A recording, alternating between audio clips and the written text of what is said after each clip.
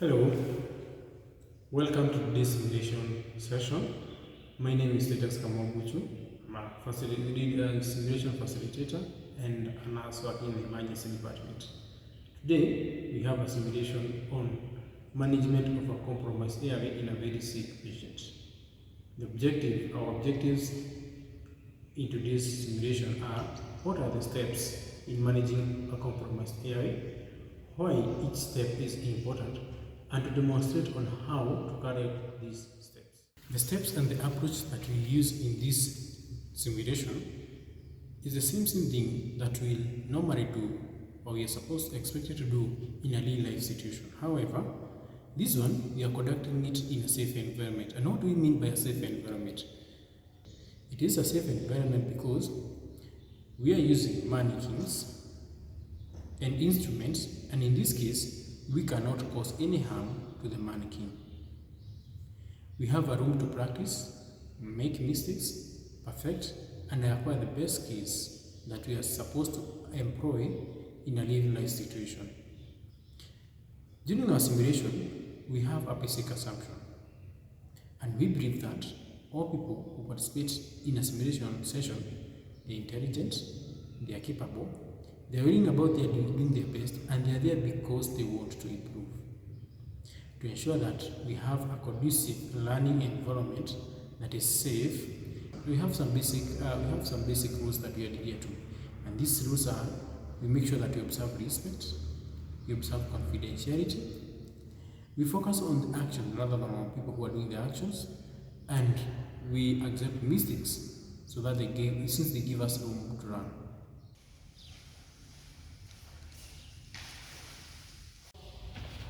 James, help please, help.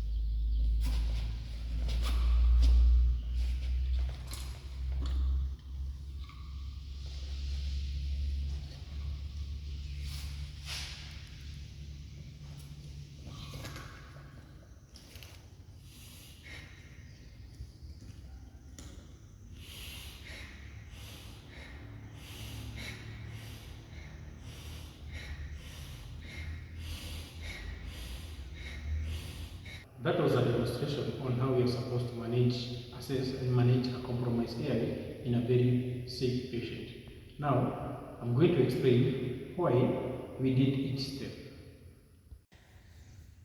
Now, I've just been called to assess a very sick patient who has collapsed in the hospital premises. First thing I need to do is to assess the level of consciousness of this patient to ensure that the patient is not sleeping.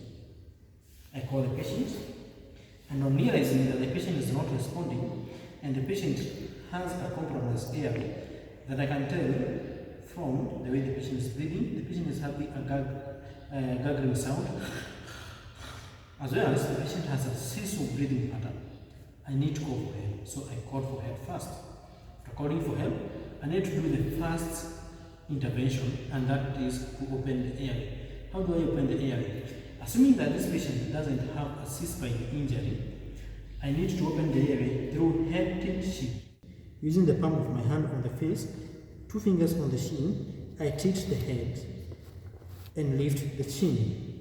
An alternative to the chin lift in opening the airway, in a case of a C-spine injury, we can employ another maneuver, and that is the jaw thrust.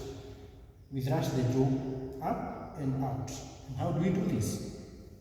We press the heel of our hands on the mandible, and using our fingers at the angle of the jaw, we thrush it up and outward. This one opens the airway. After opening the airway through head tissue drift, I realized the patient has a lot of secretions, and this one is compromising the airway. I needed to clear these secretions by suctioning.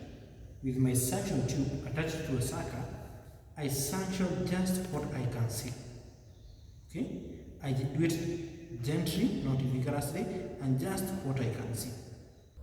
What do I need to avoid when doing the suction? One, I need to avoid bright suction and deep suctioning. I have a risk of damaging the soft tissue or triggering vomiting due to gang reflex, or even causing apnea in small children, as well as I can push some foreign body to the trachea which are not visible. You cannot be able to keep this position for long. So we have to go to other ways of maintaining the patency of our airway. And in this case, we use the oropharyngeal airways, OPAs, which comes in different sizes, or the nasopharyngeal airway. So when do we use the nasopharyngeal airway? Use the nasopharyngeal airway in patients who have a compromised airway but still have gang reflex. We avoid using the nasopharyngeal airway in a patient who has suspected fracture base of skull or confirmed fracture base of skull. How do we use the nasopharyngeal airway? First of all, we need to get the correct size of a nasopharyngeal airway. And we size this by measuring from the nostrils to the traps of the ear. That one, you can see, this one is the right size. After confirming, we lubricate our nasopharyngeal airway. We have to make sure that it gets in smooth. And how do we insert it? See the curvature, you see the way it is. We insert it perpendicularly through the nose using a spinning motion. Okay? And it gets in smoothly. If you encounter difficulties while inserting the nasopharyngeal airway on one nostril, you try to maneuver it using the teething. You teeth it, and in case you still experience resistance, you try the other nose. Using the same technique, you teeth it in gently and get it in. The patient doesn't have a gang reflex. That means the patient is able to tolerate the oropharyngeal airways. We use the OPAs, which come in different sizes. Here I have a size 10, size 9, and size 8. First of all, we confirm the correct size for our patient. And we do this by measuring from the incisors, okay, to the angle of the jaw. It should go flat with the incisors. You can see this is a big one. Size 10 is big for this patient. We go to size 9, which is still big for our patient. And we'll try size 8, which is the correct size for our patient. Now, how do we insert the oropharyngeal airway? In an adult, we insert the oropharyngeal airway facing us, okay? And then, once we are beyond, we get to the hard part, we rotate at an angle of 180 degrees and push it in. Okay? As it is facing us to the hard part, then we rotate to 180 degrees and push it in.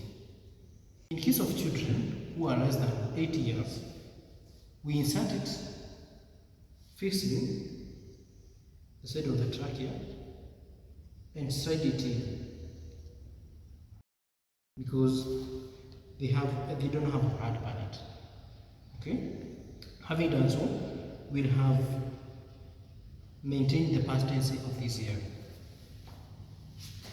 If our patient develops respiratory arrest, is not able to breathe, we breathe for our patient using the valve mask. First thing, we have to confirm the right mask. The right mask should come to the ridge of the nose, okay, and cover the mouth. Ridge of the nose and cover the mouth. Fine. Now, to ensure that we have a good seal, in that the air will not leak around the mouth, we make sure that we have a good grip. And to ensure that we have a good grip, we can use the one-hand technique. One-hand technique is the CE grip. 2 fingers on the mask, 3 fingers holding the jaw. Okay? 3 fingers holding the jaw, 2 holding the mask. That way. And then you can see I have a good seal and I have a nice chest rise. In a case whereby help has arrived and I have more than one person, we go to 2-hand technique, which is more effective because we're able to produce or to give a good seal and ensure we don't have headache. We have just demonstrated the steps in managing a compromised airway, why each step is important, and how to carry out these steps. Thank you for your time.